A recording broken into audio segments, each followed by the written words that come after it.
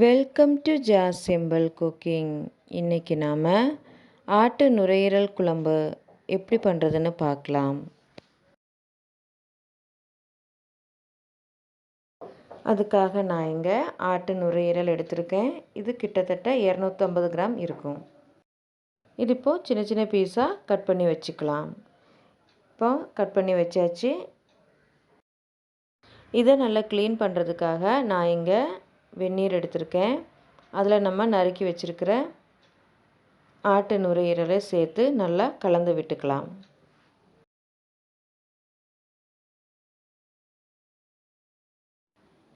நல்லா கலந்து விட்டதுக்கப்புறமா மூடி வச்சு ஒரு அரை மணி நேரம் வெயிட் பண்ணலாம். இப்போது அரை மணி நேரம் போல் இருக்குது. இப்போ ஓப்பன் பண்ணி பார்த்துடலாம். இப்போ இது நம்ம 2-3 தண்ணியில் மறுபடியும் நல்லா அலசி வச்சுக்கலாம்.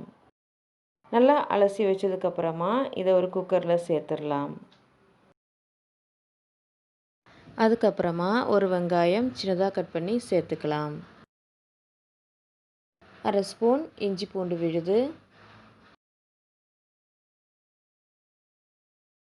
1/4 ஸ்பூன் மஞ்சள் தூள், தேவைக்கேற்ப உப்பு சேர்த்துட்டு நல்லா கலந்து விட்டுக்கோங்க.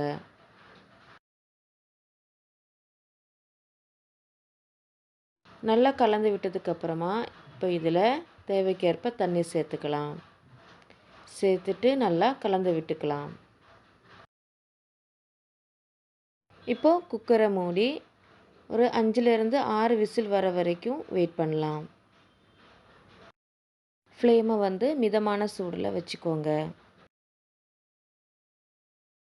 அதுக்கப்புறமா ஸ்டவ் ஆன் பண்ணி ஒரு கடாய் வச்சுக்கோங்க. அதில் 1 ஸ்பூன் மிளகு, அரை ஸ்பூன் ஜீரகம், 2 வத்தல். உங்கள் காரத்துக்கு ஏற்ப வத்தல் கூட்டவோ குறைக்கவோ செய்யலாம். இது இப்போ நல்லா வறுத்தெடுத்துடலாம். இப்போ நல்லா வறுத்தாச்சு. நம்ம ஸ்டவ்வை ஆஃப் பண்ணிடலாம். இப்போ இந்த மசாலாவை இன்னொரு பாத்திரத்துக்கு மாற்றி ஆற வச்சிடலாம்.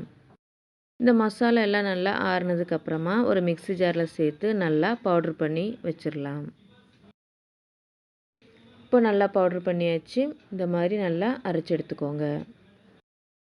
குக்கரில் 6 விசில் போல் வந்துடுச்சு. நல்லா ஏர் போனதுக்கப்புறமா ஓப்பன் பண்ணி பார்த்துடலாம். நல்லா வெந்திருக்கு. இது இப்போது கலந்து விட்டுக்கலாம்.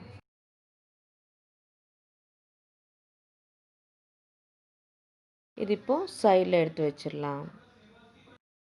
அதுக்கப்புறமா ஸ்டவ் ஆன் பண்ணி ஒரு கடாய் வச்சுக்கோங்க.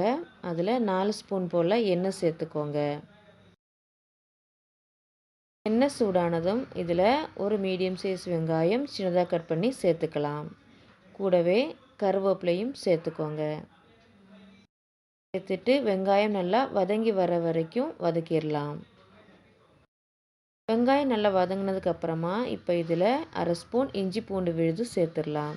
சேர்த்துட்டு இஞ்சி பூண்டோட பச்சை வாசனை போகிற வரைக்கும் நல்லா வதக்கிடலாம்.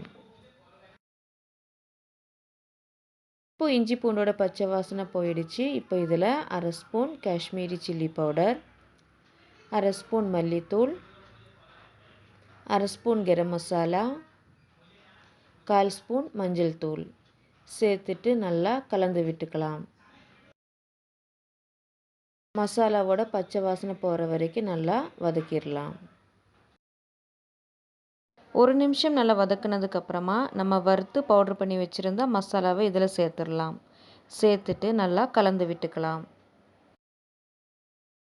1 நிமிஷத்துக்கு நல்லா வதக்கிடலாம்.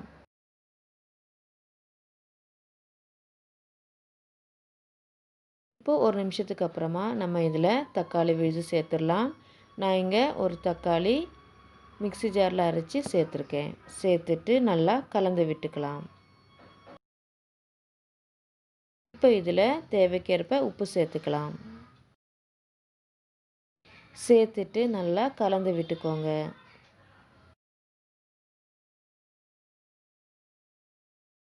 நல்லா கலந்து விட்டதுக்கப்புறமா மூடி வச்சு ஒரு 5 நிமிஷம் தக்காளி வேகிற வரைக்கும் வெயிட் பண்ணலாம். இப்போது தக்காளி நல்லா வதங்கிடுச்சு. இப்போ நல்லா கலந்து விட்டுக்கோங்க.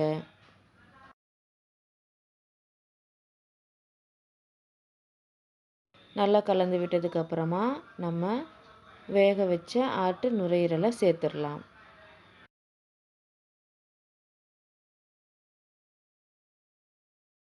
சேர்த்துட்டு நல்லா கலந்து விட்டுக்கோங்க.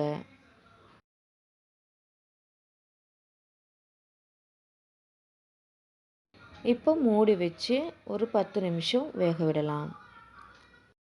இடையில அப்பப்போ கலந்து விட்டுக்கோங்க.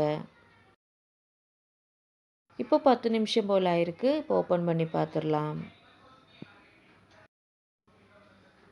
கிரேவி நல்லா திக்காக வந்திருக்கு. இப்போ நாம் இதில் சின்னதாக கட் பண்ணி வச்சுருக்கிற கொத்தமல்லி இலையை சேர்த்துடலாம். சேர்த்துட்டு நல்லா கலந்து விட்டுக்கலாம்.